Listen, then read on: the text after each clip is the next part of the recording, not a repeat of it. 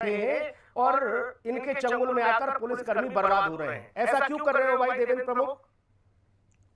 देखिए सुनील सर, जो व्यक्ति डिबेट में लंबे समय तक रहता है उसे डिबेट की मर्यादा का पता चल जाता है जी। ये तो व्यक्तिगत डिबेट में नहीं जाया जा सकता, नहीं जाना भी नहीं चाहिए। मैं रविंद्र भाई से व्यक्तिगत नहीं जाऊंगा, ठीक है, उनका अधिकार है।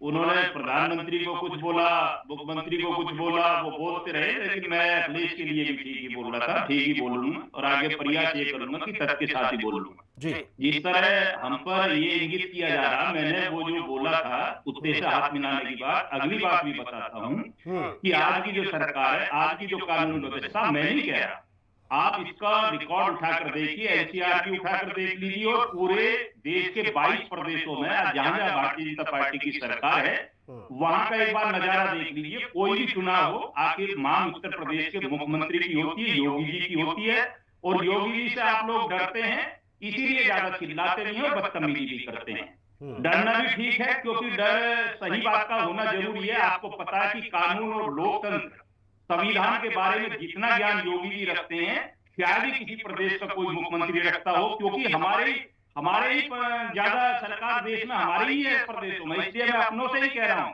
आप बेकार परेशान मत होना, क्योंकि आपकी कोई सरकार भी नहीं है, कोई जिम्मेदारी भी नहीं है, इसलिए मैंने तारीफ की। दूसरी बात मैं कहता हूं कि बहुत लोग सुन रहे हैं, ये वही उत्तर प्रदेश है और जिनके आप गर्रा रहे हो ना, जिनके लिए बता रहे हो हमने क्या कहा था। अफजल की भी बात, एक अफजल अंसारी वाली कहानी भी बता देता हूं। आप ही के विधायक, वर्तमान विधायक को 100 गोलियां मारकर रोड पर रगड़ा था। ये कानून व्यवस्था आप लोगों की थी, और आप कहते हो कि उनका एनकाउंटर हमने करा दिया है, मार दिया है डंके की चोट पर। जो डीजी साहब ने कहा, मैं भी कह रहा हूं, जो दुनिया को मार रहे हैं उनका मरने में क्या रोना है? जो जिनके केस लड़ने के लिए जज मने कर देते हैं अदालत के, 12 जगह से अदालत के जजों ने मने किया कि हम नहीं जाएंगे, इस्तीफा देना पसंद कर दिया। आज उनके शागिर्द आप बनकर किसी प्रधानमंत्री या मुख्यमंत्री को गाली दे रहे हैं, इसे भी प्रदेश देख रहा है।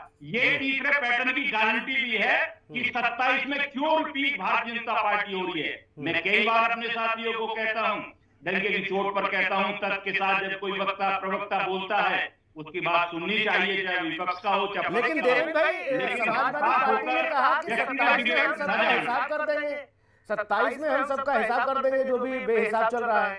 हम तो 27 में आ रहे हैं, समाजवादी पार्टी कह रही है हमारी सरकार बन रही है, आप कैसे कह रहे हो हमारी सरकार बन रही है? नहीं, मैं हिसाब, सरकार हमारी बनेगी, हिसाब किसी का नहीं करेंगे।